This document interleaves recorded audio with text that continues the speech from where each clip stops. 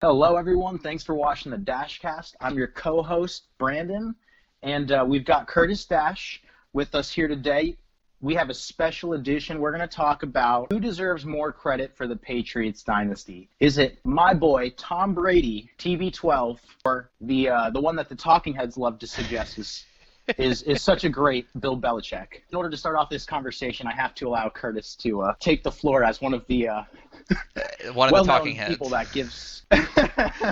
You're not wrong. Okay, so here's the thing about Bill Belichick. A lot of the times when it comes to, for example, giving credit when it comes to the dynasty, the only reason I like Belichick here more is because I've seen what he has done with a team, and you can argue that the quarterback is the reason that he is successful. But I've seen what he has done when Tom Brady isn't in that game. I've seen, not Jared Stidham, Jimmy Garoppolo, for example, come in and play well. Matt Castle come in and play well. Several quarterbacks that have not played well anywhere else but do great in the Belichick system and the Patriot way. As much of a hard ass, and I don't mean that in, I guess, a negative way, that Belichick can be, he is that way for a reason because they've done it for 20 years. I mean, he got Tom Brady to take a pay cut for what I would say 4 contracts or something like that. I think that's a huge deal, but I could see why, Brady would be your guy here, of course. And so why do you think TB12 deserves this more than our boy Belichick here? So, yeah, I agree to give Belichick some credit. I mean, he's a pretty good coach. He's always been a pretty good coach. And the thing is, what Tom Brady really offered, I don't know that it's fair to say that Belichick convinced Brady to take less. I think it's fair to say he took less being a late pick and then continued to do so for the prospects of letting them sign talent. I think he could have very easily jumped ship and taken more money and gone elsewhere. Yeah. I mean, but absolutely. He chose not to. And even watching the wheels fall off the Patriots this season lets you know that, because Robert Kraft and Tom Brady could have worked it out. If Belichick would have checked his ego and signed the deal, Brady is so loyal that he still would have stuck with that team. And they won 12 games last year, virtually the same team. And you just look at what happens when you get rid of not only the greatest quarterback of all time to ever play, he also holds the record for Super Bowls. And he is the unquestioned greatest leader, possibly in any sport, to have ever played. So he was able to mask a lot of the mistakes that Belichick was making, missing on picks, making bad trades. Right. Letting guys go.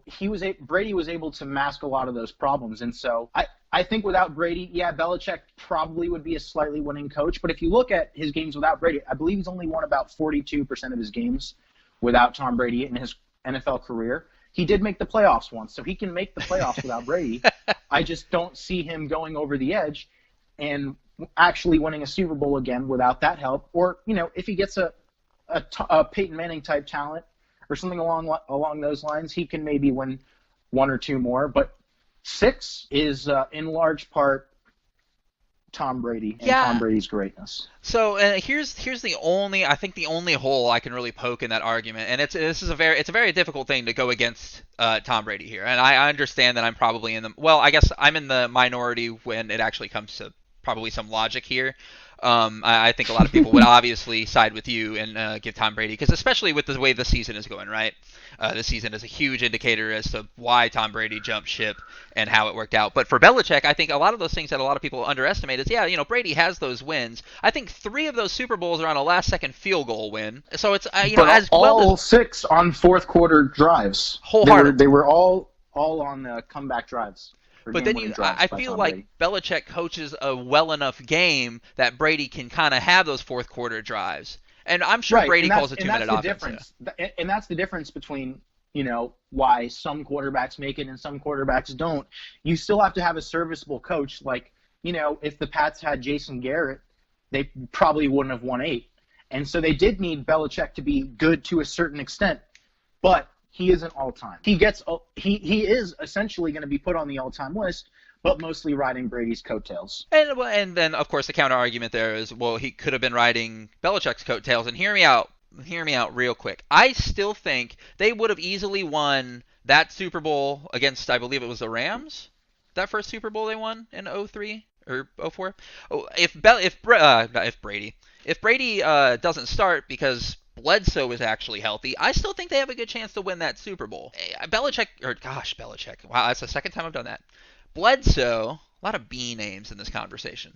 Bledsoe has, he wasn't a bad quarterback when he went down, and he wasn't a bad quarterback when he came back. It's just obviously Tom Brady caught fire, and of course you're going to ride the wave, so on and so forth. I understand that. But I think the team was well put together by the time Brady got there, and I think Belichick has a good part in doing that, in keeping the team being put together. I mean, nobody's going to come into Belichick's office and demand a raise thinking they're going to get it. And I think that's a lot of how Belichick Well, they actually interviewed past players. Darrelle Revis, when he was asking for $16 million, actually, Belichick said, well, I only give Tom, that's more than Tom makes. I can't pay you more than Tom makes. It's brilliant strategy on that part. And that's what I mean. In terms of coaching, there's a lot of front office things we probably don't see. That is brilliant front office GMing and coaching by a coach, being like, we don't even pay our star player that. Why am I going to give you that? And of course, none of this works without your boy Brady saying, I'm taking a pay cut. Exactly. And no quarterbacks do that. They all try to get top money from the last. Wholeheartedly. I think I don't think we've seen a player take under money, like NBA aside. Now forget about the Pats for a second. Let's take a look at what Tom Brady has done with the Buccaneers in such a short time. I mean, we're talking about when was the last time the Bucs went to the playoffs? I'm not saying they've gone to the playoffs yet. However, they are on pace. They are in the driver's seat right now to win that division, and they're playing on a whole nother level. They had a top-ranked defense that didn't get the credit that it deserved because Winston was turning the ball over so much. And Tom Brady came in and said to Arians, and Arians is slowly getting the picture, and even Arians is going to, in the grand scheme of things, if my prediction's correct and Tampa wins the Super Bowl, I will, in some part say Arians rode Brady's coattails as well. Because I would agree with that more than I would the Belichick thing. Okay. Well, in any case, yeah, go ahead. Just look at, I mean, gosh, it's been such a short time. We're not even halfway through the season yet, and Brady already has them firing on all cylinders and playing great football. Well, I mean, if you want to compare it to last year, here's a really good example that'll help you out. The Bucs only won 7 games total last year. We're only in week 7, and they've won 5. So there's a big difference, and obviously that team does look a little bit different, not vastly different than the Jameis Winston team. They're bringing in pieces. Obviously, having Gronk there helps, even if Gronk's not catching the ball. And the way you're talking about Brady, I think you said this great on the podcast we did for the reactions, where you said, well, Brady will notice a guy on 50-50 balls that won't get the 50-50 balls, so he just won't go to him. That's not a coaching thing. That is a player thing. And I have to give you credit there because that is 100% Brady. I don't think Brady had to do that really with Belichick because I think both of them had the same mindset that, cool, we'll cut everyone. We're not paying anybody. We'll cut everyone. And I don't think Arians is that kind of coach. I would rather have Belichick than Arians personally, even though I think Belichick is way harder on his players and I don't necessarily like his coaching style. But you can't argue with results. And exactly, and I'm not necessarily going to credit Arians with assembling that Tampa Bay team. Yeah. But with that said, this year Belichick left them devoid of talent on offense, and so it's hard to really fault Brady. If Belichick's already difficult to work with, already he's making it known that he wants to move on from you. I mean, Brady at some point's got to say, look, Robert, like I love you, Robert Kraft, but you want Belichick to be here, and honestly, I hate that guy and don't want him to get any more credit for my success. Yeah, he had more. It's almost like they had more than enough of each other, and of course, being on the same team, being with each other for 20 years, there's probably gonna be some give and take there. Well, he snubbed Tom Brady multiple times when Tom Brady had surgery on his hand. And then performed really well in a playoff game, and I can't remember what Belichick said exactly, but he was like, not brain surgery or something. he just totally put it off instead of just acknowledging. Yeah, I mean, he had surgery on his throwing hand. His throwing hand was so bad, he needed stitches, and he still threw a great game. Like, how hard is that? Little pat on the back. Yeah, but Belichick's not that kind of guy. I think we're noticing that with Arians a little bit too, saying things that I don't think, and I think you and I will agree with this, saying things that he probably shouldn't be saying about a guy who's won 6 rings, or anything like that. And I feel like Belichick was able to do that because you could be like, well, he's got the rings too, so they can kind of yell back and forth. I don't think Arians has any right to ever yell at Brady. What has Arians even done? And another thing about Belichick that I kind of wanted to mention is he's had success before Brady. He was a pretty good defensive coordinator. I think he won a Super Bowl. Well, as a defensive coordinator, he was a part of 1 or 2 Super Bowls. And that's kind of saying something because the thing about Brady's argument is this is the only sample size we've ever had outside of him and Belichick. And we've had Belichick alone longer, but it was obviously, back in the early 90s and even before that. And I credit you that, Bill Belichick's calling is defensive. He's a great defensive mind and a very good coach. But the problem is where I guess the credit gets distributed, because he isn't really that talented a mind on offense, but it didn't matter because he had Tom Brady, and Tom Brady got to run the offense. Yeah, that's very fair. It's hard to do that, especially on both ends of the ball. It's like when you get two star quarterbacks facing each other, and I use that in quotes, right? They're not actually facing each other, but they're definitely going to be compared. When it comes to like the Belichick versus Brady thing, player versus coach, obviously there are holes in every argument, but I really feel like Belichick would do well. He just needs good players. I mean, obviously Brady made that team. Losing your star, a 20-year quarterback, I don't think. Right. And my only contention is that if Andy Reid was coaching that team, or I think even Bruce Arians could have won 6. A lot of different coaches could have won 6, where not as many quarterbacks would have won 6. Ooh, I don't know. I almost kind of feel the opposite. Oh, I know. That's kind of because I think if you put Jameis Winston on that team, he ain't winning 6. But even if Belichick is there, I guess that kind of helps your argument more than it hurts it. But I feel like it's just the sample size is so small. It's just so small, and I've seen Belichick have success. Now, obviously, if Brady goes on to win the Super Bowl, going to the playoffs isn't success to me. Once you going to the playoffs is success for someone that's in the league or that's Cleveland. turning around the Bengals. You know what I mean? Fair. That's a success for them. That's not a success for most teams. Most teams, it's Super Bowl or bust. But I don't think there's anybody you can't knock a coach, I think, for losing a 2-decade franchise quarterback. I mean, even though it kind of was his fault. It was his fault. It was fully his fault. Tom Brady could have gone till I still think Tom Brady would have and could have gone until 45, but Belichick was ready to move on from Brady. If he kept putting together good teams, Brady was going to continue to stay. And so he finally let the offense deteriorate into nothing until Brady had no options to look to, and it was acceptable for him to, quote-unquote, move on from Brady, even though Brady's the one who had the last laugh, and good on Brady for jumping ship just in time early like Belichick likes to do. He got some good karma there, which I love. Brady ended up leaving them high and dry, and well-deservedly, because Belichick hands-on deserved that. Fair. See, that's the thing about this. That's the great thing about these conversations in particular is I don't know if there is necessarily a right answer. You would probably tell me there is a right answer. But yes, I would. I don't know if I know, because we've seen amazing things from both of them together. So it's so hard. Right. At the moment. I say in a year or two when we have this conversation again, because we inevitably will, if Tampa wins a Super Bowl, I'm not going to have a dang thing to argue about.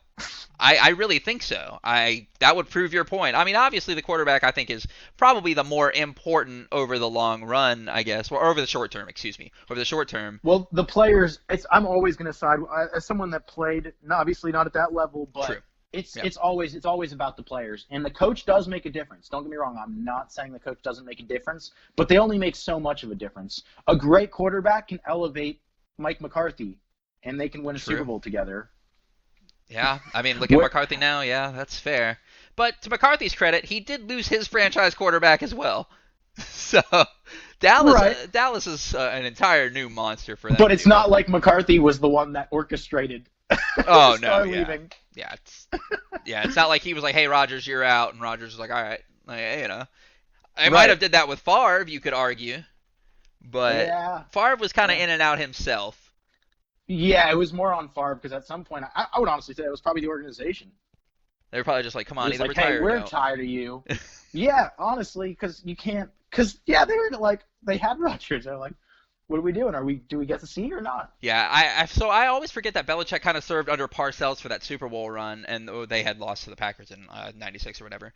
And that's the thing is, like, Belichick has learned from a lot. I think at the end of this, his record will still be good. Belichick's will. I don't know. I think a playoff for them is the Tom Brady's version of Super Bowl. Because But nobody. you love stats, I and do. his win percentage being below 500, I mean, that's got to say something. It does. I know it's a small sample size. It is a small sample size, but it's still below 500. But, and I mean, another thing about this league that we have to remember is this league is very, what have you done for me lately? So if Brady goes out and throws 4 picks next game, is actually a bigger sample size. Oh, well, obviously, I don't think that's going to happen. Yeah, so, I don't either. I highly doubt that. Yeah, in any case, I was just going to say that. Yeah, I would say that Belichick's sample size without Brady is bigger than Brady's sample size without Belichick. And Brady's already crushing it. Yeah, but I mean, Belichick's been in the league since 1979. Brady didn't come in the league until 1999. That's where it's a little unfair for me. It's the sample size is a 20-year difference. It's really only I guess not as a head coach. Seasons, yeah. 2 seasons with the Browns. That's all I'm counting. 2 seasons with fair. The Browns, and that obviously 1 season with Bledsoe and the Pats, which they were doing well. And then of course the injury happens, and then the rest is history. Right. without that one history. But I'll go ahead and make my closing argument here, and then we can wrap this up. For me, it just has to do with I've seen Belichick perform well with other quarterbacks. I have seen Castle come in there and do well, like I said, Jimmy G, who has, who got a big deal because of a small sample size, just like Castle got a big deal at the time. Different quarterbacks Bridgewater. playing, all these quarterbacks. It's just crazy to me to think that Belichick isn't getting enough credit, and I kind of feel like that's the problem. So for me personally, it's just the sample size and how everything works. I would love to talk about this again in a year or two, but Give for me now, a percentage. I would say that it's how responsible is Belichick for 60-40. the Patriots? I would say it's a 60-40. Dynasty. I would go 60 Belichick, 40 Brady. Okay, so that's go ahead. Yeah, that's my closing. So I would say that is a huge overstatement on terms of Belichick. I would say if you look at what Belichick did, 1 season with the Browns, made the playoffs, missed the playoffs, with the next season with the Browns, comes the Patriots. Bledsoe did all right. He has less than a 500 win percentage without Tom Brady. Now let's take a look at what Tom Brady has done, obviously with Belichick the whole time. 9 Super Bowl appearances, 6 wins on 6 game-winning fourth-quarter drives, including, which in my Belichick opinion, presumably has no part of because, like I said, a great defensive mind and I think a Brady's very good coach. You're right. Brady's calling that 2-minute offense. Exactly. And so, yes, Belichick is a pretty good coach. But with that said, you only need a pretty good coach when you have the greatest quarterback to ever do it for the longest period of time. In all fairness, Brady should have more rings if it weren't for a lot of defensive meltdowns that get glossed over. And the defensive meltdowns would be when Tom Brady sets a record for playoff yards and Nick Foles hangs over 30 on their Patriots' supposedly great defense.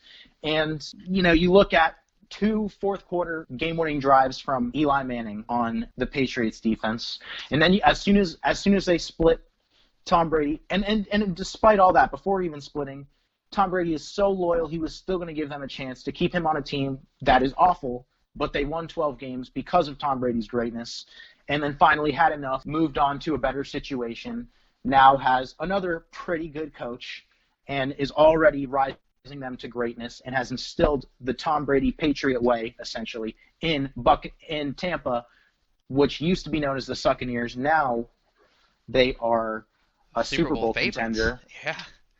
And so, you have obviously MVP-type numbers on the way, and all of this in with no OTAs, no preseason, no training camp. It's unquestioned greatness, and I don't think there is another man that can do that.